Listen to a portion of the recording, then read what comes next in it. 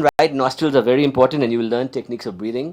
The Ida is the moon, Pingala is the sun. It's a duality. You're dealing with left and right, and then Shushumna runs through the middle of the spinal cord and is called the Brahma Nadi.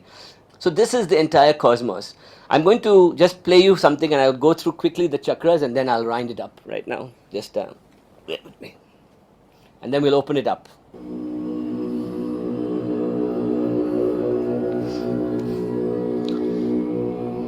This is the chanting of the Bij mantras, of the 7 Bij mantras that awaken the Kundalini. And you will hear them in a second.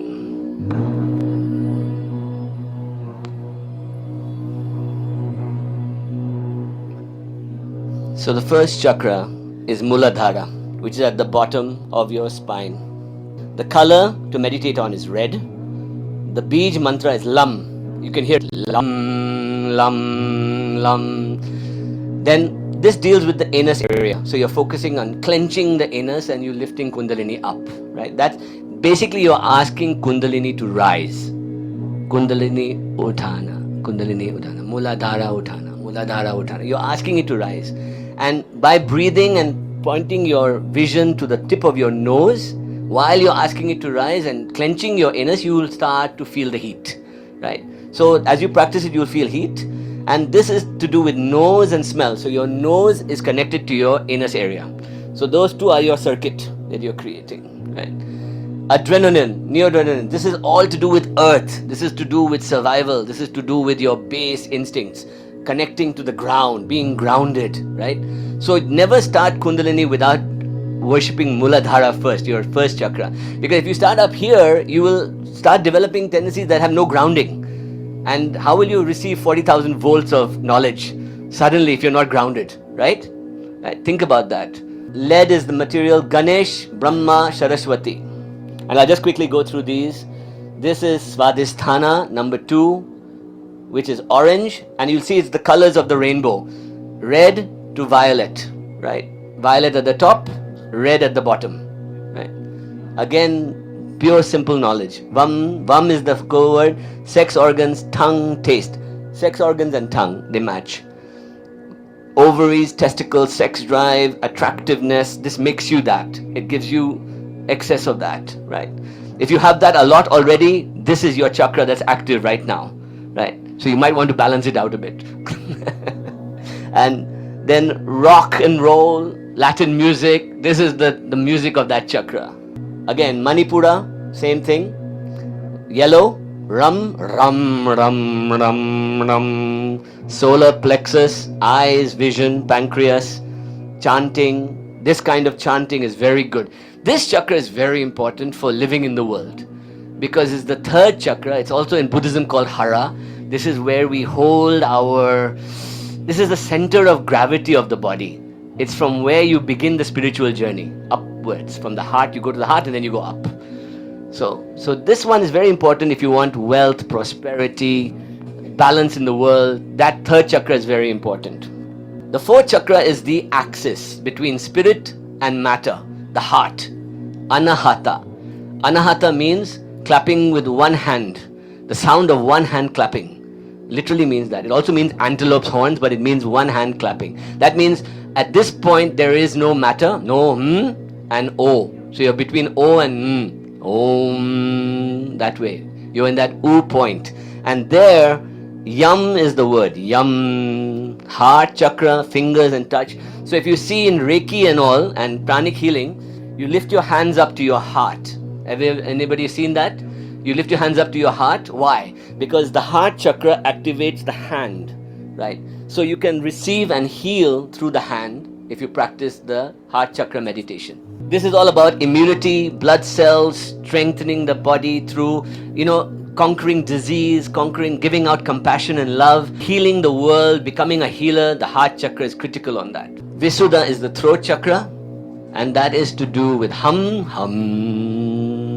throat, hearing, thyroid. This is balancing the body. This is speaking. This is preparing the brain. This is the home of Kali. This is where Kali sits. Kali sits here, and the mythology is that Kali sits there. The symbol means that at this point you are knocking on the door of heaven. And you're saying, please let me in. And Kali says, why? What have you done? You know, it's like the judgment of heaven. You know, you're there. And she stands there with her sword, ready to cut your ego off.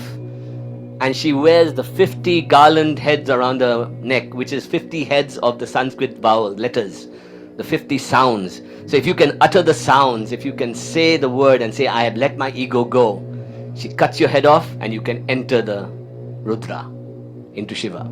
And that's what it means. High note singing, opera, high frequencies, ether, Shiva and Kali begin here. Sada Shiva. Agya is the third eye, the pineal gland. This is where it's all going to wake up, right?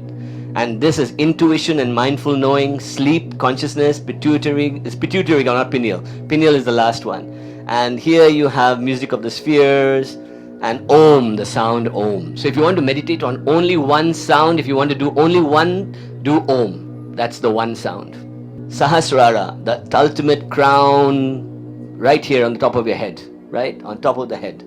Sahasrara is bliss. This is the beginning of ecstasy. You see the 1,000-petal lotus, you experience it, and this is where it all happens. Right? I'm going to show you a little video done by a very famous American artist called Alex Gray, which shows what Kundalini awakening would be like if you saw it inside.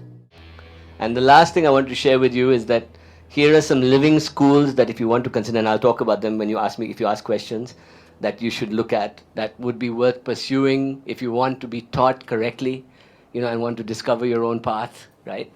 Sure, you can practice on your own, but be careful, because depending on your luggage and your blocks, you might open up chakras before they're meant to be open, and you might have to work downwards and start on the earth again and come back up, right? And I'll give you a quick clue that some of the symptoms of Kundalini awakening are that you will have heating in the anus area, right? You will feel ecstatic connection in the heart area. You will start feeling weight on the heart, right? You will start feeling like, you know, when you're watching something very emotional and you feel really heavy in the heart, that feeling, or when you're seeing a sunset and you feel open, that it'll start cultivating that. And you will also, if you focus on either the tip of your nose or the third eye, you will experience visions, right? And if you close your ears with your thumb and your eye, you will hear what they call the Indriyas, the sound of the 10 regions, right? Which is the rushing of water, the waterfall, the beat of the heart, all these sounds. And eventually you will hear Om, as if 1,000 people are singing in an Om chorus, right? If you try that, you'll hear it. So these are not it. These are milestones on the journey towards it. Right? Don't get caught up in them. Don't get caught up in them. And these are some of the good teachers I recommend. Amritamai is a heart open chakra activator of the highest. If you meet her and just get a hug from her, you will be awakened in some way. Guruji Amritananda is a Sri Vidya, one of the greatest Sri Vidya teachers in India right now. Self-Realization Fellowship teaches Kriya Yoga. Tibetan Buddhism is also a very good school of Tantra and Kundalini Yoga, right?